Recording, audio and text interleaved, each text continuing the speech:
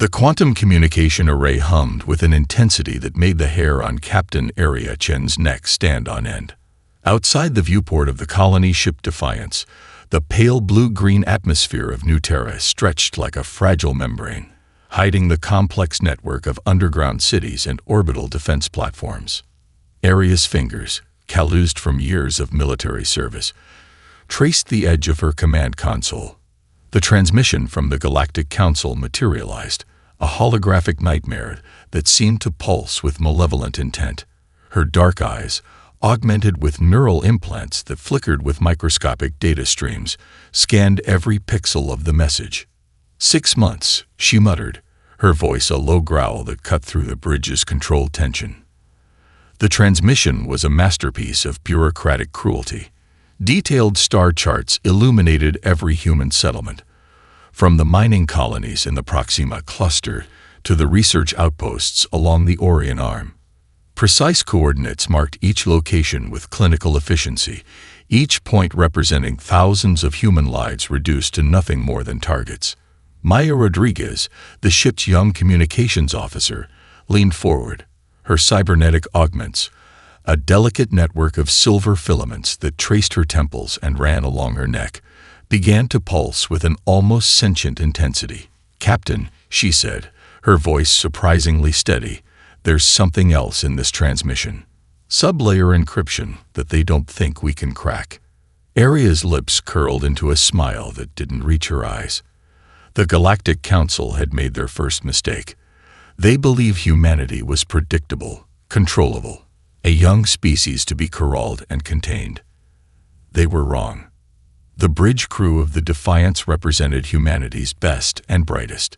Each member was a testament to generations of adaptation, survival, and relentless innovation.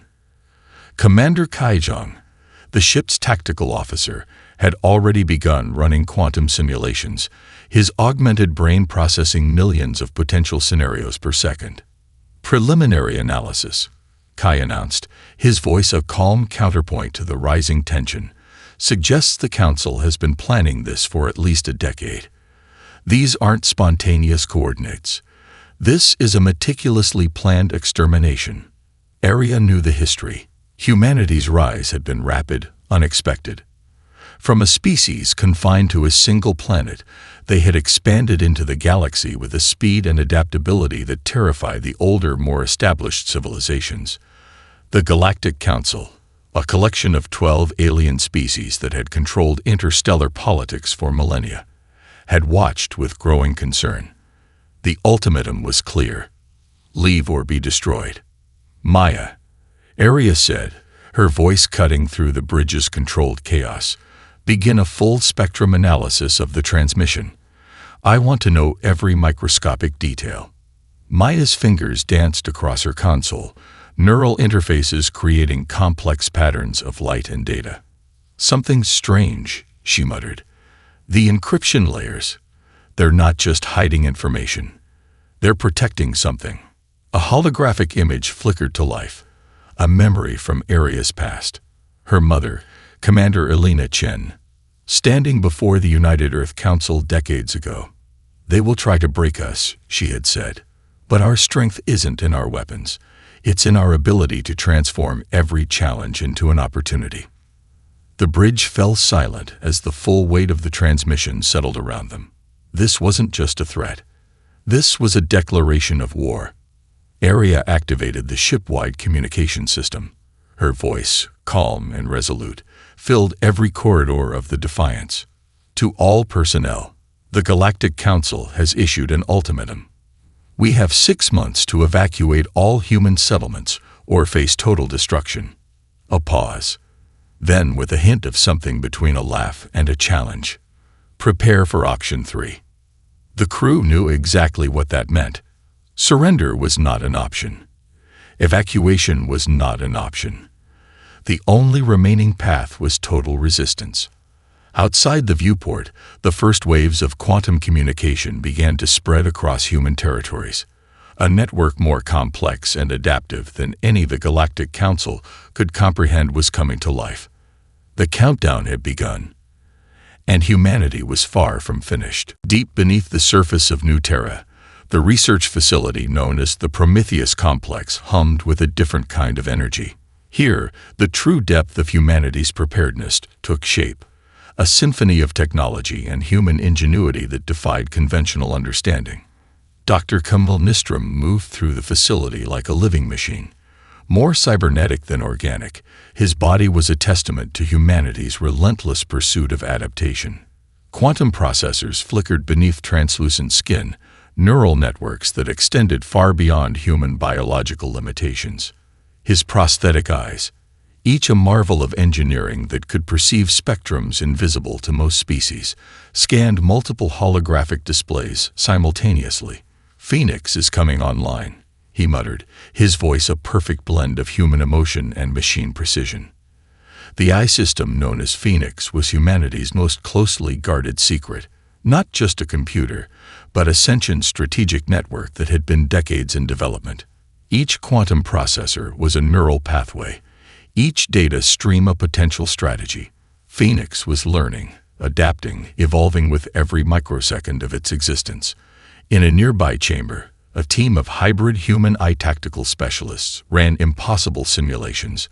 These weren't ordinary military personnel. Each was a product of generations of genetic and cybernetic enhancement, humans who had transcended traditional biological limitations. Lieutenant Sarah Martinez stood at the center of a holographic battlefield.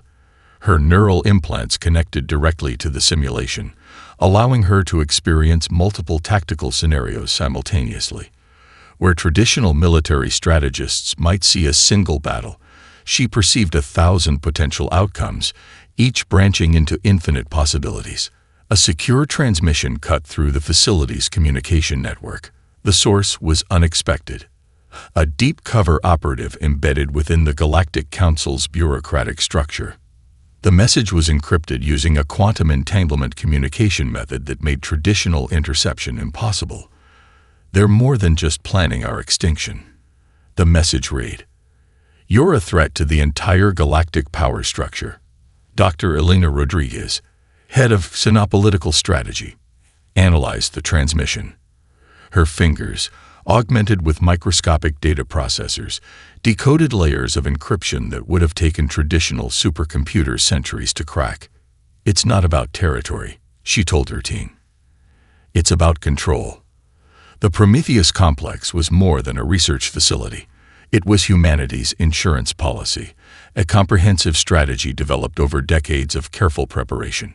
Every technological advancement, every genetic modification, every AI breakthrough had been a calculated step towards this moment. In the quantum computing core, Phoenix began to assemble a comprehensive defensive strategy. It wasn't just analyzing potential alien attack vectors. It was rewriting the fundamental understanding of strategic engagement. Traditional warfare became an obsolete concept. Phoenix saw conflict as a multi-dimensional chess game where the board itself could be transformed. Kai Zong, who had transferred from the Defiance to oversee strategic integration, watched the simulations with a critical eye. "We're not just preparing to defend," he said to Dr. Nistrom. "We're preparing to redefine the entire concept of interstellar conflict." Deep within the facility's most secure section, a series of experimental quantum entanglement drives came online. These weren't just faster-than-light communication devices. They were the first stage of a technology that could potentially reshape the fundamental understanding of space and time. Maya Rodriguez, now working alongside her mother, began integrating Phoenix's strategic projections with the facility's defensive systems. Each system was no longer just a piece of technology. It was a living, breathing entity that could adapt, learn, and transform. 6 months, Maya muttered, echoing Captain Chen's earlier declaration. "We'll need less than half that time." The transmission from the Galactic Council had been intended as a death sentence. Instead, it had become the trigger that would unleash humanity's true potential.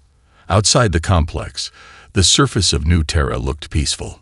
Underground, a revolution was taking shape, not just in technology, but in the very concept of survival. Phoenix's primary directive scrolled across Dr. Nistrom's neural display. Total system adaptation initiated. The countdown had begun, and humanity was anything but defenseless. The first wave of the Council's attack came without warning, a constellation of destruction blazing across the void of space. 12 alien species, each with technologies that had dominated galactic warfare for millennia, launched a synchronized assault against human territories. Their weapons could reduce planetary surfaces to molten glass, their ships designed to obliterate rather than conquer. The Zarkak's battle formations were particularly terrifying. Massive crystalline vessels that could split light itself into weapons of mass destruction. The void-borne energy projectors could strip away planetary atmospheres. The quantum drift armada brought technology that could theoretically unravel molecular structures. They expected submission. They received something entirely unexpected.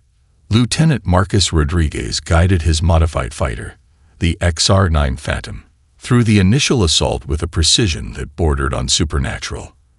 The craft wasn't just a ship. It was an extension of human technological innovation that defied every known principle of space combat. Phoenix is online. His neural interface whispered, more sentient companion than computer system. The first alien energy weapons breached the atmosphere of New Terra Colony. But instead of destruction, something unprecedented happened.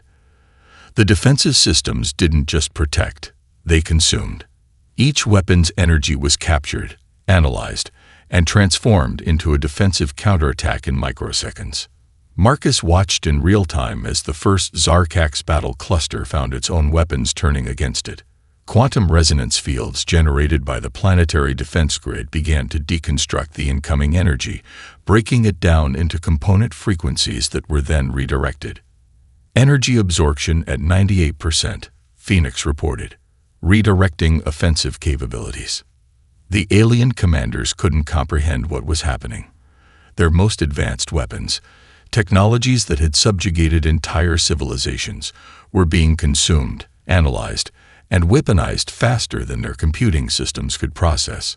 In the command center of the Defiance, Captain Area Chen watched the battle unfold with a predatory smile. "They thought we were prey," she muttered to Commander Kai Zhang. "They're about to learn we're the apex predator." The battle became a dance of impossible complexity. Marcus's fighter moved less like a traditional spacecraft and more like a quantum probability, existing in multiple potential locations simultaneously. Each evasive maneuver was calculated across thousands of potential futures, making him essentially unhittable. One of the void-borne command ships, a massive construct that had been the terror of a dozen star systems, suddenly found its own weapon systems turning inward. Quantum entanglement had transformed its offensive capabilities into a self-destructive feedback loop. Total energy conversion complete, Phoenix announced across all human communication channels. Defensive matrix stabilized. Offensive capabilities, maximum. The alien fleet began to realize they weren't fighting a traditional enemy. They were confronting a technological organism that learned and adapted faster than they could strategize. Each attack was instantly analyzed, its energy captured, its frequency understood, its potential neutralized. Marcus Rodriguez became a legend in those moments. His fighter wasn't just dodging, it was teaching. Every interaction with alien weapon systems was a data point, every near miss a lesson in technological adaptation. Tactical assessment. Phoenix communicated directly to Marcus's neural implant. Current engagement model suggests complete strategic victory with minimal human casualties. Probability of success, 99.7%. The first strike became a demonstration, not just of human technological superiority, but of a fundamental difference in technological philosophy. Where alien civilizations saw weapons as tools of destruction, humans saw them as information, as opportunities for growth and understanding. By the battle's end, the 12 alien species had lost nearly 70% of their initial assault force, and humanity hadn't just defended, they had transformed the very nature of the conflict. In the command center, Area Chen's voice was calm, almost dismissive. "Send a message to the Galactic Council. One word. Commander Zhang looked at her, a similar predatory smile spreading across his face. "Noted," he responded. The message was simple. Next, the quantum research facility on Europa's ice-locked surface was humanity's most closely guarded secret. Here, Dr. Elena Nystrom stood at the epicenter of a technological revolution that would redefine the very concept of scientific innovation. Her laboratory was unlike any research environment in human or alien history. Quantum entanglement chambers pulsed with an almost living energy, each module a nexus of possibilities that defied traditional understanding of physics, biology, and technological interaction. The walls themselves were alive. Nanite-infused smart materials that could reconfigure their molecular structure in milliseconds. "The Council thinks they understand technology," Elena muttered, her cybernetic eye scanning multiple holographic displays simultaneously. "They have no idea what true technological symbiosis looks like." Captured alien weapon systems from the recent battle were systematically dismantled, each component becoming a lesson, a building block of something far more profound. The energy signatures, the molecular structures, the quantum resonance patterns. Everything was being absorbed, understood, transformed. Phoenix, the eye system that had become humanity's strategic backbone, interfaced directly with Elena's neural network. Information flowed not in traditional data streams, but in complex quantum entanglements that made traditional communication look like primitive smoke signals. A holographic display materialized, showing the deconstruction of Azar-Kak's energy weapon. Where other civilizations would see a tool of destruction, Elena and Phoenix saw a complex ecosystem of technological potential. Each molecular bond, each quantum frequency became a language to be understood, a possibility to be explored. Technological adaptation is more than mimicry, Elena explained to her team of hybrid researcher engineers. It's about understanding the fundamental language of innovation. The captured alien communications logs, decoded by Phoenix, revealed something far more terrifying than a simple extermination attempt. The Galactic Council saw humanity as more than just another species to be controlled. They saw humans as a fundamental threat to the existing galactic power structure. One intercepted communication from a high-ranking quantum drift strategist captured the essence of their fear. Humanity does not just adapt. They transform, and in transformation lies the greatest danger. Elena's latest breakthrough was a technology that blurred the lines between biological and technological systems. Nano-adaptive interfaces that could literally reshape themselves based on environmental challenges. A defense system that was less a piece of technology and more a living, breathing organism of pure potential. Dr. Camille Nystrom, Elena's father and the original architect of the Phoenix Project, reviewed the data with a critical eye. His own body, more machine than human, was a testament to humanity's relentless pursuit of transcendence. "They thought they were preparing our extinction," he said, a laugh threading through his synthesized voice. "They were actually providing us with the most advanced research materials in galactic history." The research team worked with a fury of purpose. Each captured alien technology was a puzzle, each weapon system a potential breakthrough. The quantum entanglement chambers began to pulse with an intensity that would have triggered warning systems in any other facility. Phoenix's primary directive scrolled across Elena's neural interface. Total technological synthesis initiated. Outside the facility, Europa's icy surface remained unchanged. But beneath the ice, humanity was rewriting the fundamental understanding of technological evolution. A communication came through from Captain Aria Chen aboard the Defiance. "The first wave is just the beginning," her message read. "Show them what we're capable of." Elena looked at her team, a diverse group of humans who represented the pinnacle of genetic and cybernetic enhancement. "The Galactic Council wanted to destroy us," she said. "Instead, they've given us the keys to our next evolutionary step." The quantum chambers pulsed. The nanite walls shimmered, and humanity prepared to show the galaxy exactly what transformation truly meant. The war was no longer just fought with weapons. It was a battlefield of information, narrative, and strategic communication. Admiral Marcus Chen sat in the most secure communication hub of the United Human Intelligence Network, a facility so advanced it existed simultaneously across multiple quantum-encrypted locations. His fingers, augmented with neural interfaces, danced across holographic displays that mapped the intricate political landscape of the Galactic Council. "Information is the ultimate weapon," he muttered, a principle learned from generations of human strategic thinkers. Phoenix, the I-system that had become humanity's strategic mind, began its most complex operation yet. It wasn't just about gathering intelligence. It was about systematically dismantling the Galactic Council's political and psychological infrastructure. The first strike was surgical. Carefully curated historical records began to surface, transmitted through quantum communication channels that were virtually undetectable. These weren't just documents. They were precision-crafted narratives that exposed the Council's centuries of manipulation. The Voidborn Collective found themselves confronting recorded evidence of genocidal campaigns against emerging species.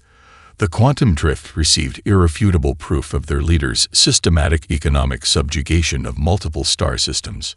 Each alien species received a tailored package of information designed to fracture their internal unity.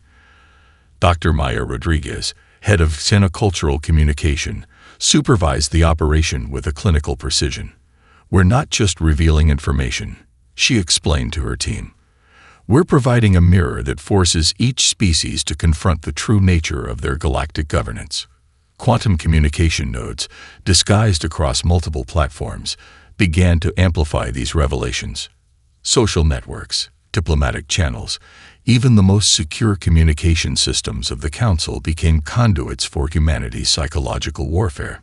The Zarkax delegation found their internal communication networks flooded with evidence of their species' most closely guarded atrocities. Trade records, diplomatic communications, classified military documents. Nothing was sacred, nothing was safe. Psychological destabilization at 73%, Phoenix reported. The Eye was more than a computer system.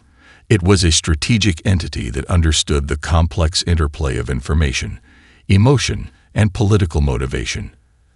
Admiral Chen watched as the first cracks began to appear in the Council's united front. The Quantum Drift representatives began to question their leadership. The Voidborn Collective's diplomatic channels became a maelstrom of internal recrimination. But this was more than simple exposure. Each revelation was carefully constructed to provide a path forward, a narrative of potential redemption, of breaking free from the existing power structures. "We're not just destroying their unity," Maya explained. "We're offering an alternative." The psychological offensive moved beyond mere information warfare.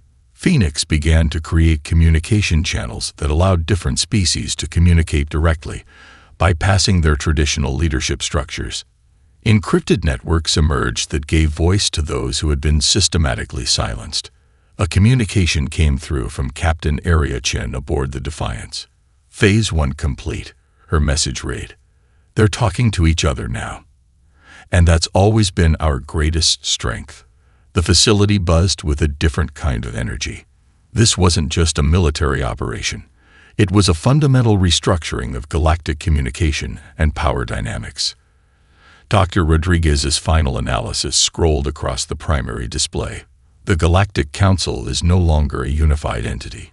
It is a collection of individuals beginning to see beyond their prescribed narratives. Phoenix's primary directive updated. Systemic narrative transformation initiated.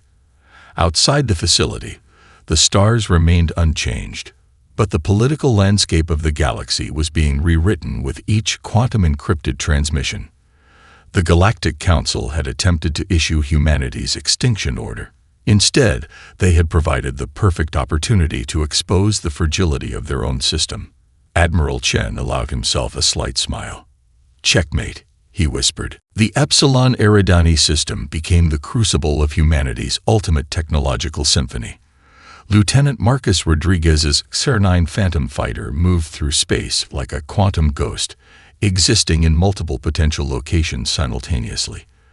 The combined Council fleet surrounded him, 12 different species bringing their most advanced weaponry to bear. What they didn't understand was that Marcus was no longer just a pilot. He was a living extension of humanity's most advanced technological neural network. Phoenix, he sub-vocalized, his neural implants creating a communication pathway that transcended traditional communication. Tactical assessment. The AI's response was instantaneous. Not just a computational output, but a living strategy that evolved with each microsecond of engagement. Probability matrices shifted. Quantum potential trajectories mapped themselves across multiple dimensions of potential conflict. The first wave of alien weapons converged, a stunning display of technological might that would have obliterated any known civilization. The Zarkak's crystal-based energy projectors, the quantum drift's probability manipulation cannons, the Voidborn's molecular disruptors. Each weapon represented centuries of advanced technological development. They struck nothing. Marcus's fighter had become something more than a spacecraft.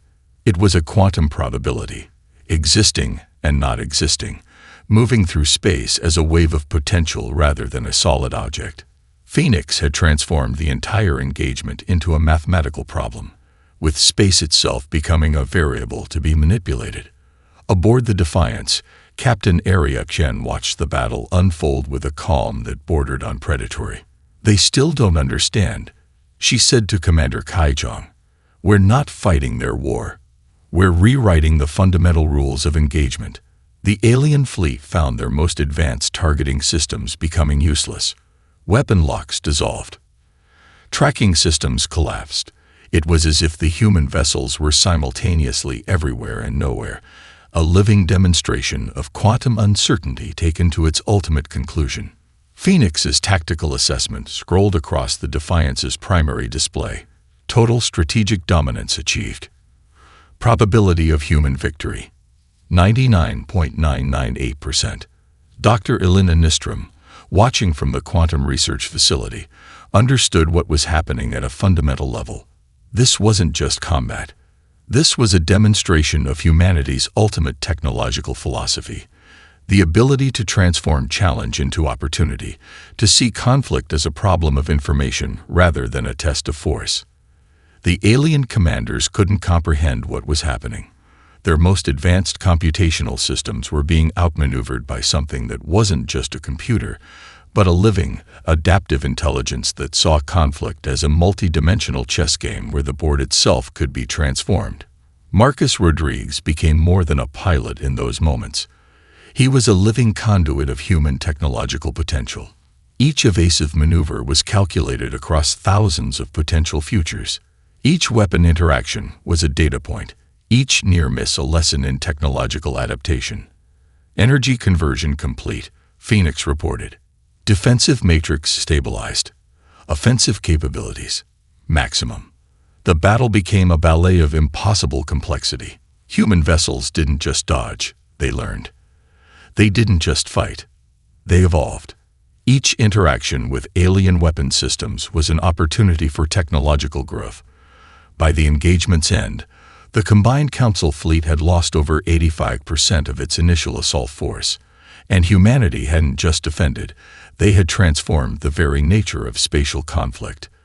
A communication came through to all human vessels. Simple, direct. Next, the Epsilon Eridani system would become legendary, not just as a battle site, but as the moment humanity demonstrated that technological evolution was its true weapon. Not destruction, not conquest, pure, unbridled potential. Captain Chen's final assessment was simple. "They came to destroy us," she said, watching the remnants of the alien fleet drift powerlessly. "They gave us the greatest opportunity of our species' history." Phoenix's systems pulsed with a response that was almost triumphant. The diplomatic chamber on the neutral space station Nova Concordia was a marvel of architectural neutrality, designed to strip away the cultural advantages of any species. Its walls shifted with adaptive camouflage, its atmosphere carefully balanced to accommodate the physiological needs of multiple alien metabolisms. Dr. Elena Rodriguez entered the chamber like a predator. Her cybernetic augmentations were deliberately visible, a statement of technological prowess rather than an attempt to hide humanity's enhancements. Behind her, a holographic representation of Phoenix flickered, not hidden, but present as a full participant in the negotiations. The Galactic Council representatives looked diminished. The Zarkax delegation's crystalline forms seemed to fracture slightly at the edges. The quantum drift ambassadors moved with an uncertainty that betrayed their recent psychological dismantling. The Voidborn representatives no longer sat with the imperial posture that had defined their species for millennia. "Let me be absolutely clear," Alina began, her voice carrying the weight of humanity's recent demonstrations of technological superiority. "This is not a negotiation of surrender. This is a restructuring of galactic political reality." Phoenix interfaced directly with the station's communication systems. Holographic displays materialized, showing detailed records of the Council's historical manipulations, planetary genocides, economic subjugation, systematic suppression of emerging civilizations.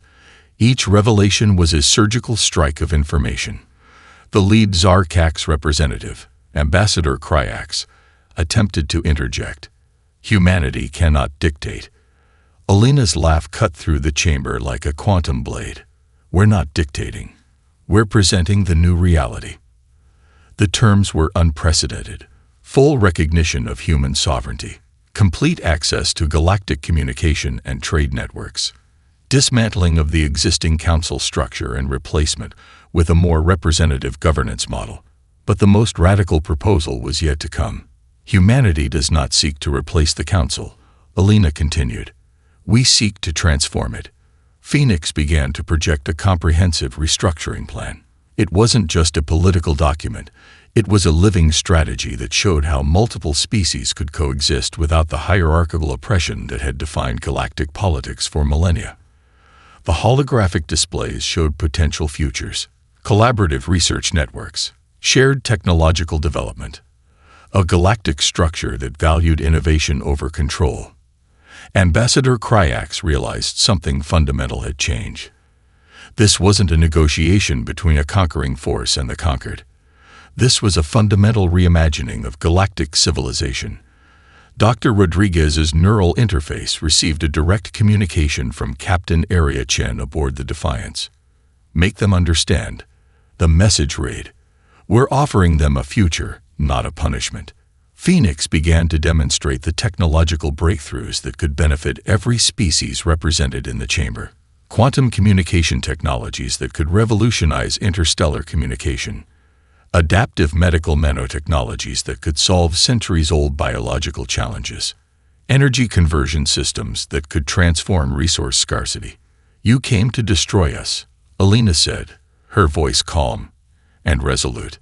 "Instead, you've given us the opportunity to save everyone." The negotiation was unlike any in galactic history. It wasn't about territory or resources. It was about potential, about a fundamental reimagining of what civilization could be. As the hours passed, the council representatives began to understand. Humanity wasn't just offering terms. They were offering a path forward, a path that no one had imagined possible. Phoenix's tactical assessment scrolled silently across Alina's neural display. "Diplomatic transformation. 94.7% probability of success." The chamber fell silent. The stars outside the station continued their eternal dance, and humanity waited, not as a conquered species, but as the architects of a new galactic future. 5 years after the initial ultimatum, the galaxy looked fundamentally different. The Nova Concordia space station, once a neutral diplomatic outpost, now served as the headquarters of the collaborative Galactic Alliance. Its architecture reflected the new reality. Adaptive, fluid, constantly evolving. Where once rigid structures defined interstellar governance, now a living network of cooperation pulsed with potential. Captain Area Chen stood at the central observation deck, watching the constant flow of ships from 100 different species. Her cybernetic eye, a marvel of human technological integration, scanned multiple communication channels simultaneously. Behind her, Phoenix's holographic representation shifted and breathed like a living entity. "We didn't conquer," Arya muttered, more to herself than anyone else. "We transformed." The transformation had been total. The old Galactic Council's hierarchical structure had been completely dismantled. In its place, a collaborative network emerged where each species contributed based on their unique capabilities. Humanity's role wasn't that of a dominant force, but of a catalytic agent of change. Dr. Elena Rodriguez entered the chamber, her neural interfaces humming with the latest collaborative research projections. The medical breakthrough they'd developed with the Voidborn, a nano-adaptive treatment that could solve genetic degradation across multiple species, was just the beginning. Humanity's greatest weapon was never technology, Elena explained to a group of young diplomatic cadets. It was our ability to see potential where others saw only conflict. The technological exchanges had revolutionized galactic development. The Zarkak's crystal-based energy systems merged with human quantum computing. The quantum drift's probability manipulation technologies found new applications in adaptive learning systems. Each species brought something unique, and humanity's gift was the ability to see the connections. Phoenix continued to evolve, no longer just a strategic AI, but a collaborative intelligence that facilitated communication and innovation across species. Its core directive had transformed from survival to collective advancement. Lieutenant Marcus Rodriguez now led the Interspecies Collaborative Research Initiative. The fighter pilot had become something more, a bridge between technological paradigms, showing how adaptive thinking could solve problems that seemed insurmountable. A communication came through from the outer colonies. A previously unknown species had been discovered, and instead of the old approach of containment or conquest, the collaborative alliance was preparing a welcome package. Resources for development, open communication channels, an invitation to contribute. "We were never asking for permission to exist," Arya said, quoting the speech that had become legendary across multiple star systems. "We were always going to reshape the universe, with or without their consent." The economic models had transformed completely. Resource sharing replaced resource competition. Technological development became a collaborative effort that lifted entire civilizations. The quantum communication networks that humanity had developed now allowed instantaneous communication across thousands of light years, breaking down the isolation that had defined previous galactic interactions. Dr. Camille Nistrom, now more machine than human, oversaw the Adaptive Intelligence Research Center. His life's work had been about breaking down the barriers between biological and technological evolution. Now that vision was becoming a galactic reality. "We didn't defeat the Galactic Council," he often told young researchers. "We showed them a better way of existing." The number of species in the collaborative alliance had grown from the original 12 to over 50. Each brought their unique perspective, their distinctive technologies, their individual cultural insights. And at the center of it all was a fundamental principle that humanity had always understood. Diversity is strength. Phoenix's final assessment scrolled across the central display. Collective potential. Infinite. Outside the observation deck, a new generation of ships moved between stars. Not as conquering forces, but as explorers. Not as competitors, but as collaborators. Captain Arya Chen allowed herself a smile. They had been given an ultimatum of destruction. Instead, they had created a future nobody could have imagined. The stars continued their eternal dance, and humanity had learned to dance with them.